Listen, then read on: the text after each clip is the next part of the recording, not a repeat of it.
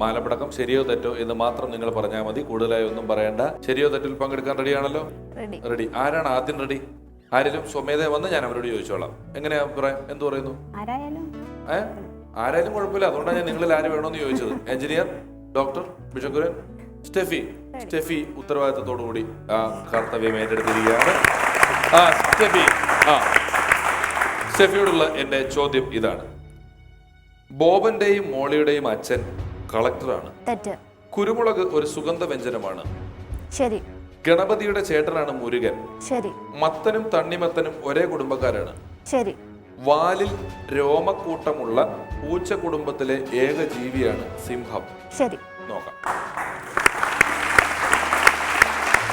Steffi, നോക്കാം നമുക്ക് എത്ര എണ്ണം ശരിയും തെറ്റുമുണ്ടെന്ന് നോക്കാം.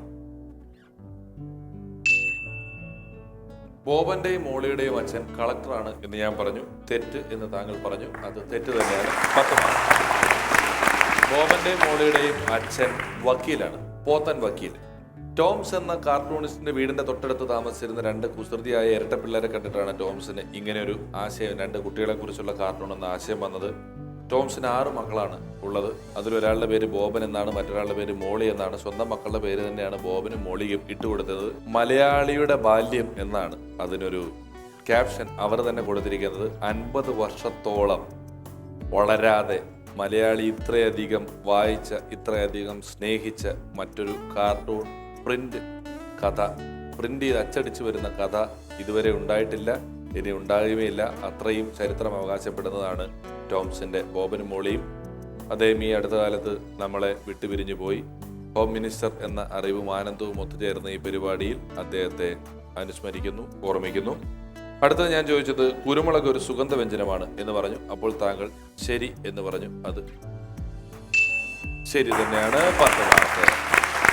ബ്ലാക്ക് പേൾ എന്നാണ് കുരുമുളക് അറിയപ്പെടുന്നത് തന്നെ.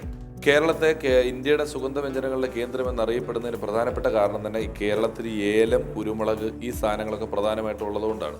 കുരുമുളക് കുറേ അധികം ഉള്ളത് കേരളത്തിലാണ്. ഒരു പരിധി വരെ ബ്രിട്ടീഷുകാരും ഈ സ്വാതന്ത്ര്യ പ്രശ്നമൊക്കെ ഉണ്ടായതിൽ കുരുമുളകിന് നല്ല പങ്കുണ്ട്.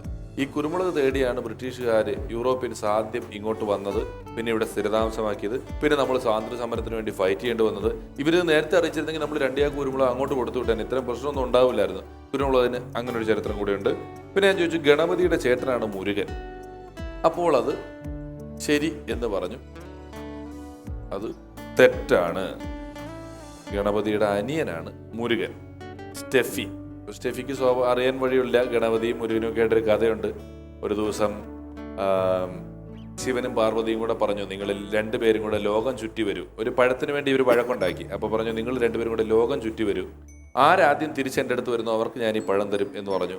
മുരുകൻ അപ്പം തന്നെ മയിലിൽ കയറി യഥാർത്ഥത്തിൽ ലോകം വലം വെച്ച് വരാൻ പുറപ്പെട്ടു പോയി. ഗണപതി അച്ഛനെയും അമ്മയും 3 വലം വെച്ചിട്ട് പറഞ്ഞു, നിങ്ങൾ തന്നെയാണ് എന്റെ ലോകം എന്ന് പറഞ്ഞു എന്നാണ് ഒരു കഥ നമ്മൾ കേൾക്കുന്നത്. പക്ഷെ മറ്റേ എലിയല്ലേ പുള്ളിക്കാരന് ഈ ലോകം മുഴുവൻ എലിയുടെ പുറത്ത് പോകാൻ പറ്റുമോ? മുരുകനും മയിലിന്റെ പുറത്ത് പോക്കൂടെ? അല്ലേ? നിന്റെ ഇത്തരത്തിലുള്ള ചിന്തകളാണ് നിന്നെ ആരും അല്ലാതാക്കുന്നത് കേട്ടോ. ഇനി നമുക്ക് മത്തനും തണ്ണിമത്തനും ഒരേ കുടുംബക്കാരാണ്. അപ്പോൾ മോള് ശരി എന്ന് പറഞ്ഞു. അത് ശരി തന്നെയാണ്. 10 മാർക്ക്.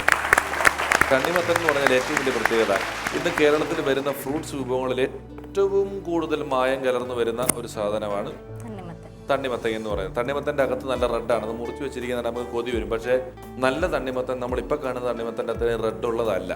നമ്മൾ കളർ ഇഞ്ചക്ട് ചെയ്തിട്ട് വരുന്നതുകൊണ്ടാണ് തണ്ണിമത്തൻ്റെ അകത്ത് അത്രയും റെഡ് വരുന്നത്. ഏത് തണ്ണിമത്തൻ എടുത്ത് നോക്കിയാലും എല്ലായിടത്തും ഗ്രീൻ വരകൾ ഇങ്ങനെ ഭംഗിയായിട്ട് വരും. ഒരിടം മാത്രം ഒരു ഇത്തിരി മഞ്ഞ കളറിൽ ആ വര ഇല്ലാത്തതുണ്ടാവും. അതെന്തുകൊണ്ടാണെന്നറിയാമോ? ആ സൈഡ് മാത്രം നിലത്ത് കിടക്കുന്നതുകൊണ്ടാണ്. ആ സൈഡ് മാത്രം തറയിൽ കിടക്കുന്നതുകൊണ്ടാണ്. തണ്ണിമത്തങ്ങ നിലത്തുണ്ടായിട്ട് ഇങ്ങനെ നിലത്ത് മുട്ടിക്കിടക്കുന്നത് ആ സൈഡ് ആയതുകൊണ്ടാണ്. അപ്പൊ എൻ്റെ ഒരു കൂട്ടുകാരൻ വേണ്ടി പറയുന്നത് ദൈവത്തിന്റെ സൃഷ്ടി ശരിയല്ല. കാരണം ഇത്രയും വലിയ മാവില് ഇത്രയുള്ള മാങ്ങയാണ് ഉണ്ടാകുന്നത്. ചെറിയ വള്ളിയിൽ ഇത്രയുള്ള മത്തങ്ങ ഉണ്ടാവും. അതുകൊണ്ടാണ് ഈ വള്ളിക്ക് നിലത്ത് തന്നെ കിടക്കേണ്ടി വരുന്നത്. വള്ളിക്ക് ഇത്രയും ഹൈറ്റിൽ പോയിട്ട് ഈ മത്തങ്ങ പിടിച്ചു വെക്കാനായിട്ട് പറ്റൂല. അങ്ങനെ ഇവൻ കുറെ പ്രാവശ്യം പറഞ്ഞു ദൈവത്തിന്റെ സൃഷ്ടി ശരിയല്ല. ചെളിയിൽ നിൽക്കുന്ന കൊക്കിന് വെള്ള കളർ, മരത്തിലിരിക്കുന്ന കാക്കിക്ക് ബ്ലാക്ക് കളർ, ഇവിടെ കുഴിച്ച പച്ചവെള്ളം, ദുബായിൽ കുഴിച്ച പെട്രോൾ, അത് ദൈവം കാണിച്ചു തരാൻ അനീതിയില്ലേ? ദൈവത്തിന്റെ സൃഷ്ടി ശരിയല്ല. വള്ളിയിൽ മത്തങ്ങ ഇരിക്കുന്നു, അതുപോലെ തന്നെ മരത്തിൽ മാങ്ങ ഉണ്ടാവുന്നു ഒക്കെ പറഞ്ഞുകൊണ്ടിരിക്കുമ്പോൾ ഇവന്റെ തലയിൽ മാങ്ങ വീണു. അപ്പൊ ഇവൻ പറഞ്ഞു ദൈവത്തിന്റെ സൃഷ്ടി ശരിയാണ്, ഈ മാങ്ങയുടെ സ്ഥാനത്ത് ആ മത്തങ്ങയായിരുന്നെങ്കിൽ എന്റെ സെറിബ്രല്ലം വരെ പൊളിഞ്ഞു പോയെന്ന് എന്ന് പറഞ്ഞു. പെട്ടെന്ന് ഞാൻ അടുത്ത ചോദ്യം ചോദിച്ചു, വാലിൽ രോമക്കൂട്ടമുള്ള പൂച്ച കുടുംബത്തിലെ ഏകജീവിയാണ് സിംഹകം. അപ്പോൾ പറഞ്ഞു ശരിയെന്ന്. അത് ശരിയാണ്. വാലിൽ രോമക്കൂട്ടം, അതായത് പൂച്ചയെ ശ്രദ്ധിച്ചിട്ടില്ല, ഈ പൂച്ചയുടെ വാല് മുഴുവൻ രോമമാണ്, ശരീരത്തിലുള്ള അതേപോലെ അങ്ങ് രോമമാണ്. എന്നാൽ പശുവിനെ ശ്രദ്ധിച്ചോളൂ, പശുവിന്റെ വാലിങ്ങനെ വന്ന അറ്റത്ത് മാത്രം പൊടി തട്ടാൻ കിട്ടുന്ന സാധനം പോലെ കുറച്ച് രോമമാണ് അറ്റത്ത് മാത്രം. അപ്പൊ ഈ വാലിന് ഈ അറ്റത്ത് മാത്രം മുടിയുള്ളതിനാണ് നമ്മൾ പറയുന്നത് രോമക്കൂട്ടം വാലിലുള്ള ഏക ജീവിയാണ് സിംഹം എന്ന്. സിംഹത്തിന് വേറൊരു പ്രത്യേകത ഉണ്ട്. പൂച്ചയ്ക്കൊന്നും ഒരു കുടുംബ ബന്ധങ്ങളുടെ വില അറിയില്ല. തള്ളപ്പൂച്ച പ്രസവിക്കുക, കുഞ്ഞുങ്ങളെ വളർത്തുക, ആ കുഞ്ഞുങ്ങൾ ഒരു നിലയാകുമ്പോൾ പോവുക എന്നൊക്കെയാണ്. പക്ഷേ സിംഹം വലിയൊരു ഫാമിലി മാനാണ്. നല്ല താടിയുള്ള ഒരു അച്ഛൻ സിംഹം, അമ്മ സിംഹം, അവിടെ കുറെ പിള്ളേർ ഒരു മരത്തിന്റെ ഒട്ടി ഫാമിലിയായിട്ട് സദ്യയാവുമ്പോൾ പിള്ളേർ കളിക്കാൻ പോകുന്നത് അച്ഛനും അമ്മയും കൂടെ നോക്കിയിരിക്കും. അങ്ങനെ ഒരുമിച്ച് കുടുംബമായിട്ട് താമസിക്കുന്ന ഒരാളാണ് സിംഹം എന്ന് പറയുന്നത്. അതുകൊണ്ടാണ് സിംഹത്തിനെ കാട്ടിലെ രാജാവ് എന്ന് വിളിക്കുന്നത്. എഞ്ചിനീയറെ സൂക്ഷിച്ചും കണ്ട് മത്സരിക്കുക, ഗംഭീരമായിട്ട് മത്സരിക്കണം കേട്ടോ. ശരിയും തെറ്റും കണ്ടല്ലോ. 40 മാർക്കാണ് സ്റ്റെഫി ഗ്രാഫ് മേടിച്ചിരിക്കുന്നത്. സ്റ്റെഫിയുടെ ഗ്രാഫ് ഉയർന്നു നിൽക്കുകയാണ്. നമ്മൾ മാർട്ടിന നവരത്തിലോവയായി മാറണം. ഓക്കെ. തക്കാളി പഴവർഗത്തിൽപ്പെട്ടതാണ്. കേരളത്തിൽ സർക്കാർ ആശുപത്രിയിൽ ഹൃദയമാറ്റ ശസ്ത്രക്രിയ നടത്തിയിട്ടില്ല. ഒരു റീം 500 പേപ്പറാണ്. ഇന്ത്യയിലെ ഏറ്റവും നീളം കൂടിയ ബീച്ചാണ് മെറീന. ക്രിക്കറ്റ് ബാറ്റ് ഉണ്ടാക്കുന്നത് തേക്ക് കൊണ്ടാണ്. തക്കാളി പഴവർഗത്തിൽപ്പെട്ടതാണ് എന്ന് ഞാൻ പറഞ്ഞു. അപ്പോൾ കുട്ടി പറഞ്ഞു തെറ്റ് എന്ന്. അത് ശരിയാണ്. കാരണം തക്കാളി നമ്മൾ എപ്പോഴും വെജിറ്റബിൾസിന്റെ കൂട്ടത്തിൽ ഉപയോഗിക്കുമെങ്കിലും തക്കാളി ഒരു ഫ്രൂട്ടാണ്, അതൊരു പഴവർഗത്തിൽപ്പെട്ട സാധനമാണ്.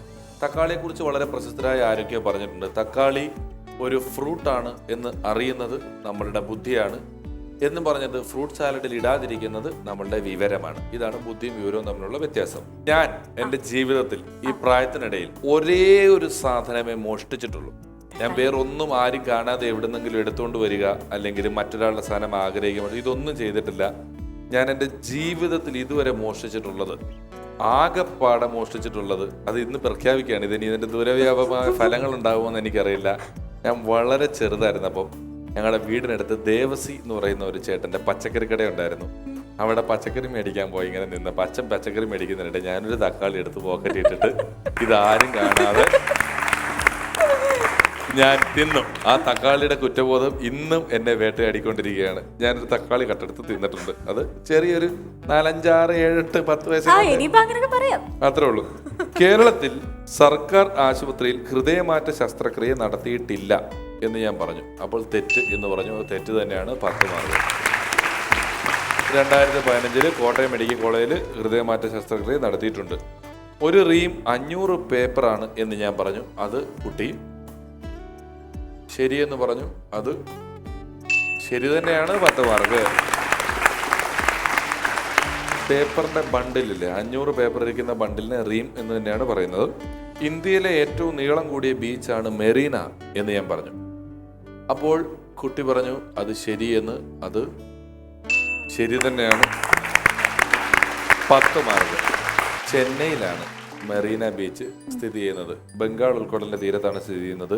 13 കിലോമീറ്റർ വരെ ഉണ്ടായിരുന്നു മെറീന ബീച്ചിന്റെ തീരം. ഇപ്പോൾ ഒരു അളന്ന് നോക്കിയാൽ ഒരു 4-5 കിലോമീറ്റർ വരെ കാണുള്ളൂ. ബാക്കിയുള്ള സ്ഥലമെല്ലാം കാലങ്ങൾ കൊണ്ട് ബിൽഡിങ്സ് വന്നും എടുത്തെടുത്ത് പോയൊക്കെ ചെയ്തിട്ടുണ്ട്. പക്ഷേ MGR, അണ്ണാദുരൈ പോലെയുള്ള ഒരുപാട് മഹാന്മാരുടെ സമാധി സ്ഥലമാണ് മെറീന ബീച്ച് എന്ന് പറയുന്നത്. ക്രിക്കറ്റ് ബാറ്റ് ഉണ്ടാക്കുന്നത് തേക്ക് കൊണ്ടാണ് എന്നാണ് അടുത്ത നിർണായക ചോദ്യം. അതിന് ശരിയെന്ന് പറഞ്ഞു. അത് തെറ്റാണ്. ക്രിക്കറ്റ് ബാറ്റ് നമ്മളെ ചതിച്ചു. ക്രിക്കറ്റ് ബാറ്റ് ഉണ്ടാക്കുന്നത് വില്ലോ എന്ന പേരുള്ള ഒരു മരം കൊണ്ടാണ് ഉണ്ടാക്കുന്നത്. വില്ലോ ബാറ്റ് വേൾഡ് ഫേമസ് ആയിട്ട് ഏറ്റവും കൂടുതൽ ബാറ്റുകൾ ഉണ്ടാക്കുന്നത് ഇംഗ്ലീഷ് വില്ലോ എന്ന് പറയുന്ന ഒരു മരത്തിൻ്റെ തടി കൊണ്ടാണ്. ഇത് നമ്മളങ്ങനെ പൊട്ടില്ല എന്നുള്ളതാണ് ഈ തടിയുടെ ഏറ്റവും വലിയ പ്രത്യേകത. അതുകൊണ്ടാണ് ക്രിക്കറ്റ് ബാറ്റ് ഉണ്ടാക്കാൻ ഇത് ഏറ്റവും കൂടുതൽ ഉപയോഗിക്കുന്നത്. പഞ്ചാബ്, ഹരിയാനയിലൊക്കെയാണ് ഇന്ത്യയിൽ ഏറ്റവും കൂടുതൽ ക്രിക്കറ്റ് ബാറ്റ് കമ്പനികൾ ഉപയോഗിക്കുന്നത്. പക്ഷെ അവിടെ ഇംഗ്ലീഷ് വില്ലോ അല്ല, കാശ്മീരിൽ നിന്ന് കൊണ്ടുവന്ന കാശ്മീർ വില്ലോ എന്ന് പറയുന്ന ഒരു മരം കൊണ്ടാണ് പഞ്ചാബിലും ഹരിയാനയിലുമെല്ലാം ക്രിക്കറ്റ് ബാറ്റ് ഉണ്ടാക്കുന്നത്. അപ്പോൾ താങ്കൾക്ക് ലഭിച്ചിരിക്കുന്നു 30 മാർക്ക്. സ്റ്റെഫിയേക്കാൾ 10 മാർക്ക് കുറവാണ് തനിക്ക്. എന്നാൽ മാഡമാണ് ഇനി ധർമ്മസങ്കടത്തിലായിരിക്കുന്നത്. മാഡത്തിന് 50 മാർക്ക് മേടിച്ചാൽ ഇതിൽ ടോപ്പിലെത്താം. 40 മാർക്ക് മേടിച്ചാൽ സ്റ്റെഫിയുമായിട്ട് ടൈ ആയിക്കൊണ്ട് നമുക്ക് നടുക്ക് വെക്കുന്ന എഞ്ചിനീയറെ പുറത്താക്കാം. എഞ്ചിനീയർ ഇവിടുന്ന് ഔട്ടായി പോവും. അതിൽ താഴെ 30 മാർക്കാണ് മേടിക്കുന്നതെങ്കിൽ ഈ കുട്ടിയുമായിട്ട് നമുക്ക് ടൈ ആവാം. 20 മാർക്കാണ് മേടിക്കുന്നതെങ്കിൽ സുഖമായിട്ട് ഔട്ടാവാം. ഇത്ര ഓപ്ഷനുകളുള്ള ഒരേ ഒരാൾ മാഡം മാത്രമാണ്. ഓക്കെ, ജയശ്രീ എന്ന് പറയുന്നത് സ്ത്രീയുടെ ജയത്തെ സൂചിപ്പിക്കുന്ന ഒന്നാണ്. ഒന്ന് റിലാക്സ് ആവാൻ വേണ്ടിയിട്ട് ഒരു പാട്ട് പാടിത്തരുമോ ഞങ്ങൾക്ക്? ശ്രീയോട് ജയിച്ചോളൂ. അതെ, ഒരു പാട്ട് പാടിയിട്ട് വേണം ചോദ്യങ്ങൾ ചോദിക്കാനായിട്ട്. ചന്ദ്രകളഭം ചാത്തിയുറങ്ങും തീരം ഇന്ദ്രധനുസിൻ തൂവൽ കൊഴിയും തീരം ഈ മനോഹര തീരത്തു തരുമോ ഇനിയൊരു ജന്മം കൂടി, എനിക്കിനിയൊരു ജന്മം കൂടി. ഈ കളിയിൽ ആ ഒരു തവണ കൂടെ വരാൻ ആ ഒരു ജന്മം കൂടെ ചോദിച്ചിരിക്കുകയാണ് അജയശ്രീ ചേച്ചി. അജയശ്രീ ചേച്ചിയോടുള്ള ചോദ്യം ഇതാണ്. പ്രകാശവർഷം പ്രകാശത്തിന്റെ അളവുകോലാണ്. സമുദ്രനിരപ്പിൽ നിന്നും ഏറ്റവും ഉയരത്തിൽ സ്ഥിതി ചെയ്യുന്ന ഭൂഖണ്ഡമാണ് അന്റാർട്ടിക്ക. 10 സെക്കൻഡിൽ താഴെ സമയത്തിനുള്ളിൽ മനുഷ്യന് 100 മീറ്റർ ഓടാനാവില്ല. JCB വണ്ടിയുടെ പേരല്ല. കുതിര വെള്ളം കണ്ടാൽ നിൽക്കും. എന്താവും? ആരൗട്ടാവും ഈ റൗണ്ട് കഴിയുമ്പോ? ഒരു പിടുത്തമില്ല. വന്നെടുത്ത് വെച്ച് കാണാം. പ്രകാശവർഷം പ്രകാശത്തിന്റെ അളവുകോലാണ് എന്ന് ഞാൻ പറഞ്ഞു. അപ്പോൾ പറഞ്ഞു ശരിയെന്ന്. അത് തെറ്റാണ്. പ്രകാശവർഷം എന്ന് പറയുന്നത് ദൂരത്തിന്റെ അളവാണ്. കാരണം ചില കണക്കുകളിൽ നമുക്ക് 0 തീരില്ല. പ്രകാശം, ലൈറ്റ് ഒരു വർഷം കൊണ്ട് എത്ര ദൂരം സഞ്ചരിക്കുമോ അതാണ് ഒരു പ്രകാശവർഷം. ലൈറ്റിന്റെ സ്പീഡ് എന്ന് പറയുന്നത് സെക്കൻഡിൽ 3 ലക്ഷം കിലോമീറ്റർ ആണ്. അത് ബൈക്ക് 1 മണിക്കൂറിൽ 60 കിലോമീറ്റർ പോകുമ്പോൾ പ്രകാശം 1 സെക്കൻഡിൽ 3 ലക്ഷം കിലോമീറ്റർ പോകും. അങ്ങനെ ഒരു വർഷം 365 × 3 lakhs ആണ് ഒരു പ്രകാശവർഷം എന്ന് പറയുന്നത്. അങ്ങനെയാണ് ഭൂമിയും സൂര്യനും അല്ലെ ഭൂമിയും മറ്റ് നക്ഷത്രങ്ങൾ തമ്മിലുള്ള അത്രയും ദൂരെയാണ് അതൊക്കെ. 50 പ്രകാശവർഷം, 1000 പ്രകാശവർഷം എന്നൊക്കെ പറയുന്നത് അത്രയും നമ്മുടെ മനുഷ്യ മനസ്സിന് ചിന്തിക്കുന്നതിനേക്കാൾ എത്രയോ വലിയ ദൂരമാണ്. അതെല്ലാം പ്രകാശവർഷം ദൂരത്തിന്റെ അളവുപോലാണ്. സമുദ്രനിരപ്പിൽ നിന്നും ഏറ്റവും ഉയരത്തിൽ സ്ഥിതി ചെയ്യുന്ന ഭൂഖണ്ഡമാണ് അന്റാർട്ടിക്ക എന്ന് ഞാൻ പറഞ്ഞു. അത് ശരി എന്ന് പറഞ്ഞു. അത് ശരി തന്നെയാണ്. അന്റാർട്ടിക്ക ഭൂമിയുടെ മുകളിൽ മഞ്ഞ് മൂടി കിടക്കുന്ന ഒരു സ്ഥലങ്ങളായതുകൊണ്ട് അതിനങ്ങനെ പ്രത്യേകിച്ച് നമ്മുടെ നാട്ടിലുള്ള ഒരു കടലിന് തീരങ്ങളായിട്ട് ഒന്നുമില്ല. അതുകൊണ്ടാണ് അതിൻ്റെ ഏറ്റവും വലിയ കാരണം സമുദ്രത്തിൽ ഏറ്റവും മുകളിലാണെന്ന് പറയുന്നത്. ഒപ്പം അന്റാർട്ടിക്ക ഏതെങ്കിലും ഒരു രാജ്യത്തിൻ്റെ സ്വന്തമല്ല. അന്റാർട്ടിക്ക അങ്ങനെ പൊതുവായിട്ട് ഭൂമിയിൽ പൊതുവായിട്ട് കിടക്കുന്ന ഒരേ ഒരു സ്ഥലമാണ് അന്റാർട്ടിക്ക എന്ന് പറയുന്നത്. എല്ലാ രാജ്യത്തിനും അവിടെ ഗവേഷണം നടത്താനുള്ള സൗകര്യങ്ങളുണ്ട്. അന്റാർട്ടിക്കയിലുള്ള ഇന്ത്യയുടെ ഗവേഷണ കേന്ദ്രത്തിൻ്റെ പേരെന്താണെന്ന് അറിയാമോ? ദക്ഷിണ ഗംഗോത്രി എന്നാണ്. 10 സെക്കൻഡിൽ താഴെ സമയത്തിനുള്ളിൽ മനുഷ്യന് 100 മീറ്റർ ഓടാനാവില്ല എന്ന് ഞാൻ പറഞ്ഞു. അപ്പോൾ തെറ്റ് എന്ന് പറഞ്ഞു. അത് തെറ്റ് തന്നെയാണ്.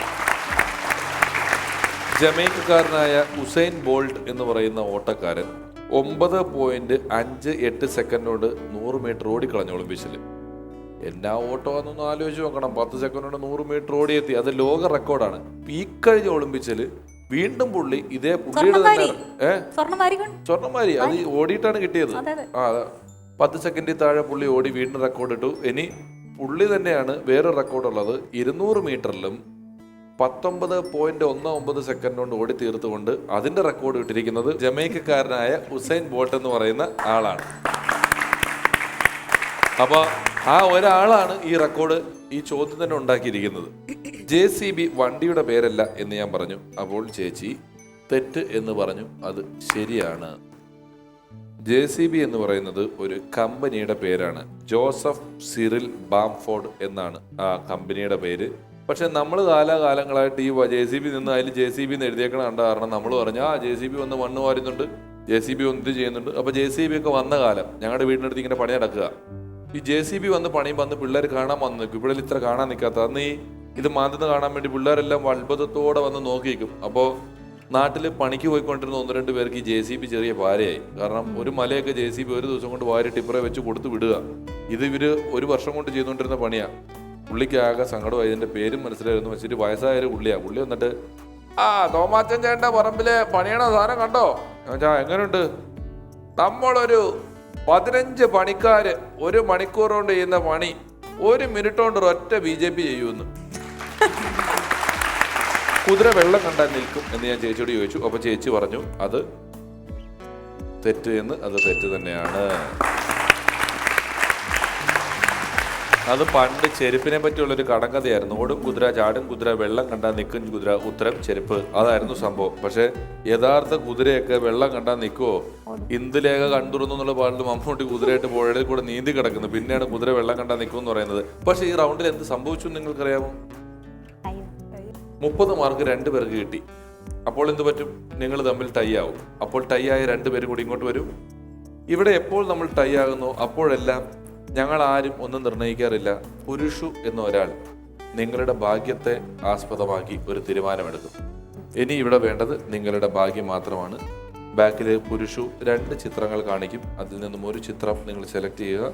ഒരു ചിത്രത്തിന് പുറകിൽ ഇൻ എന്ന് എഴുതിയിട്ടുണ്ട്, മറ്റൊരു ചിത്രത്തിന്റെ പുറകിൽ ഔട്ട് എന്ന് എഴുതിയിട്ടുണ്ട്. അതാര് തിരഞ്ഞെടുത്താലും കുഴപ്പമില്ല. കാരണം ഓപ്പോസിറ്റ് ആയിരുന്ന ആള് അതിന്റെ ഫലം അനുഭവിക്കാൻ തയ്യാറാണ്. ഇന്നും കിട്ടാം, ഔട്ടും കിട്ടാം. ഇപ്പോൾ 2 പടങ്ങൾ വരും. വന്നിരിക്കുന്നത് ഒന്ന് ബൈക്ക്, മറ്റൊന്ന് വിമാനം. കണ്ടല്ലോ. ഇനി തിരികെ വന്നോളൂ. നിങ്ങളിൽ ആരാണ് സെലക്ട് ചെയ്യുന്നത്? താൻ സെലക്ട് ചെയ്താൽ ഔട്ട്, ഇന്നാണ് കിട്ടുന്നതെങ്കിൽ താൻ ഇന്നാവും, മാഡം ഔട്ടാവും. മാഡം സെലക്ട് ചെയ്തിട്ട് ഔട്ടാണ് കിട്ടുന്നതെങ്കിലും അത് തന്നെയാണ്. ഇന്ന് കിട്ടിയാലും മാഡം ഇന്ന ഔട്ട്. അപ്പോൾ ആര് സെലക്ട് ചെയ്താലും 2 പേർക്കും അറിയില്ല അതിലേതാണ് ഇന്നെന്ന്. എനിക്ക് ഉൾപ്പെടെ അറിയില്ല. ആർക്കാണ് സെലക്ട് ചെയ്യാനുള്ള ആഗ്രഹം ഉണ്ടോ? അത് ജയശ്രീ ചേച്ചി സെലക്ട് ചെയ്യും അല്ലേ? അപ്പൊ ജയശ്രീ ചേച്ചി സെലക്ട് ചെയ്യുക. വിമാനം വേണോ ബൈക്ക് വേണോ? വിമാനം. അശ്വതി ബൈക്കുകാരിയായി. വിമാനം രക്ഷിക്കുവോ? അറിയില്ല. അറിയില്ല. മോളക്കാണ് സെലക്ട് ചെയ്യാൻ ഓപ്ഷൻ കിട്ടിയിരുന്നെങ്കിൽ ഏത് സെലക്ട് ചെയ്തേനെ? ബൈക്ക് സെലക്ട് ചെയ്യുമായിരുന്നു. പണ്ടൊരു തിരുമേനി ശിഷ്യനും കൂടി ഇങ്ങനെ പോവുക. പെട്ടെന്ന് 2 മാങ്ങ നിലത്ത് കിടന്ന് കിട്ടി. മാങ്ങ 2 കിട്ടിക്കഴിഞ്ഞപ്പോഴത്തേക്ക് തിരുമേനി വലിയ മാങ്ങ എടുത്തിട്ട് ചെറിയ മാങ്ങ കൂടെയുള്ള പുള്ളിക്ക് കൊടുത്ത്. ഈ കൂടെ നിന്ന് ആള് പറഞ്ഞ്, തിരുമേനി ഇതൊരു അലമ്പ് പരിപാടിയായിപ്പോയി. എനിക്കാണ് കിട്ടിയിരുന്നെങ്കിൽ വലിയ മാങ്ങ തിരുമേനിക്ക് എന്നിട്ട് ചെറിയ മാങ്ങ ഞാൻ എടുത്തേനെ. തിരുമേനി പറഞ്ഞു, അത് തന്നെയല്ലേ ഇപ്പോഴും സംഭവിച്ചു. ചെറിയ മാങ്ങ നിന്റെ ഇരിക്കുന്നു, വലിയ മാങ്ങ എൻ്റെ ഇരിക്കുന്നു. ഇതിന് വലിയ മാറ്റമൊന്നുമില്ലല്ലോ എന്ന് പറഞ്ഞ പോലെ നിങ്ങൾ ആര് സെലക്ട് ചെയ്താലും നമ്മൾ ബൈക്ക് തന്നെ ആയേനെ. അതുകൊണ്ട് കുഴപ്പമൊന്നുമില്ല.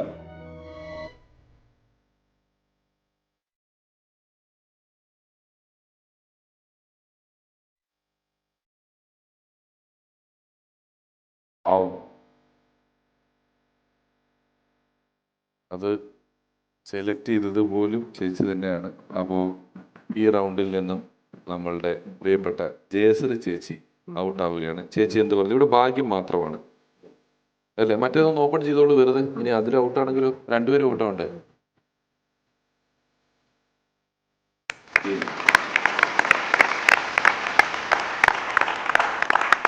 ജയശ്രീ ചേച്ചി പാടി ഇനിയൊരു ജന്മം കൂടി ഇവിടെ വേണമെന്ന് വരട്ടെ.